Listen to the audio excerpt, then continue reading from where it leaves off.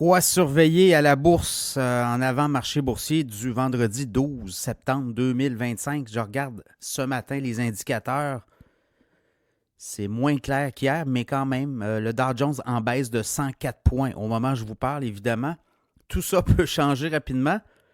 On a quand même eu une très bonne semaine. Hier, les indices ont atteint leur sommet de tous les temps inégalé, là. On est en haut complètement. On ne peut pas demander mieux. Le S&P 500 baisse de 3 points au moment où je vous parle. Le Nasdaq monte de 20 points dans le vert. Le pétrole rebondit 1,37 63 et 74. US en WTI, c'est la référence du type de pétrole. Les crypto-monnaies, je regarde le Bitcoin, 115 000. On rebondit le Bitcoin même. On est allé chercher 116 000 au cours des dernières heures. Je regarde l'Ethereum aussi, 4517. On est allé chercher les 4600, quasiment 4600. Donc voilà. L'or monte de 5,60 3638. L'or hier a pris une pause. On rebondit tranquillement. Le Hang Seng du côté d'Hong Kong, 301 points de hausse. Le stock 600 légèrement en baisse en Europe. Pour le reste, on regarde aujourd'hui. On est en train de digérer les chiffres sur l'emploi aussi. Hein, hier, les demandes de chômage notamment, là, 263 000 demandes. On s'attendait à 235 000, puis l'inflation à 2,9. Là, on s'attend à une baisse de taux, de toute évidence, là, quand vous regardez les analystes, selon leurs prévisions. Les taux vont baisser. Ça va-tu être 25 ou 50 points de base? L'autre chose, si c'est 50 points de base, là, l'affaire, c'est que ça envoie un message où c'est peut-être problématique. Donc, je pense que la Fed va y aller par mesure tranquille, 25 points de base à la fois. Si on annonce un 50 points de base, ça pourrait être le signal et ça pourrait être décodé négativement par Wall Street, là. C'est ce que certains analystes laissent entendre. Voilà. Des résultats financiers, il y en a. Warner Bros., Warner Brothers, dans la cible Paramount Skydance, qui veut acheter Warner Brothers et faire un gros joueur dans le divertissement. C'est Paramount Skydance qui monte de 43 cents, 17,89. Warner monte aussi dans la cible, dans la mouvance, monte de 1,39$ à 17,55$. Adobe, très bon résultat d'Adobe. En avant-marché, le titre monte de 10,40$ à 360,95$. On a atteint la cible sur les profits et sur les revenus. Voilà.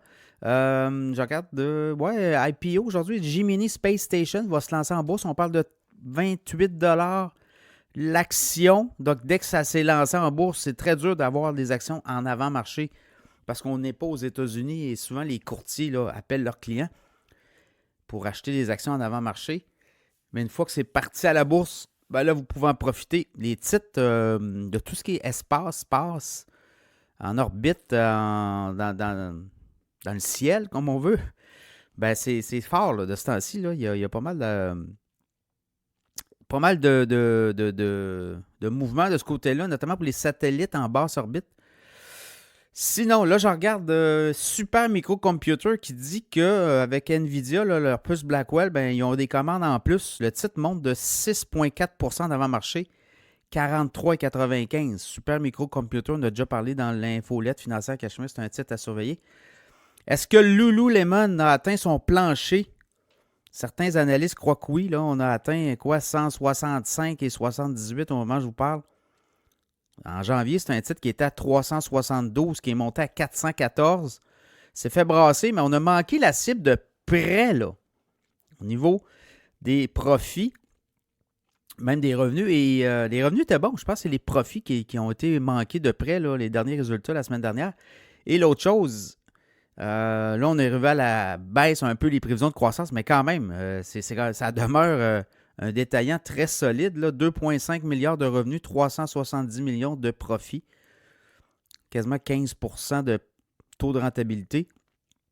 Ce titre-là va être à surveiller, évidemment. Il y a des grosses positions qui pourraient se prendre là. Alors voilà, ça fait le tour. À Microsoft aussi. Microsoft monte de 6,42 en avant-marché, c'est l'histoire avec OpenAI. Microsoft a pris une position dans OpenAI il y a quelques mois. Et on a dit qu'on a une position d'à peu près 10 milliards. Mais là, OpenAI a parce que quand on a créé OpenAI, et ce qui donne ChatGPT entre autres, on était sur une idée de ne pas faire de profit, non-profit activity. Et là, on dit on va avoir une division, une entité profitable. Donc là, on est en train de changer, réviser tous les statuts de l'entreprise. Et là, Microsoft va prendre une position dans l'entité profitable. Donc, on va faire profiter OpenAI. En tout cas, on va avoir une entité profitable. On comprend qu'on veut faire de l'argent. On a 700 millions d'utilisateurs par semaine. Et on a plein de services qu'on offre. Et OpenAI va se lancer à la bourse. C'est une question de temps, là. Il y a la SoftBank aussi qui a une grosse participation dans OpenAI. On va essayer de rentabiliser tout ça. Donc, là, il y a une entente entre Microsoft et OpenAI pour l'entité profitable. On n'a pas dévoilé les parts, mais quand même, on comprend que Microsoft va faire partie de l'aventure profitable de OpenAI. À tout le moins, l'aventure de la bourse, et on va lever des capitaux et on va faire beaucoup d'argent là-dessus. Voilà, c'est un peu ce qui résume l'avant-marché. Est-ce qu'on va être capable de continuer aussi dans la mouvance? Parce que là, on a une Fed qui va parler la semaine prochaine. On pourrait avoir du vert. Ça sera à surveiller.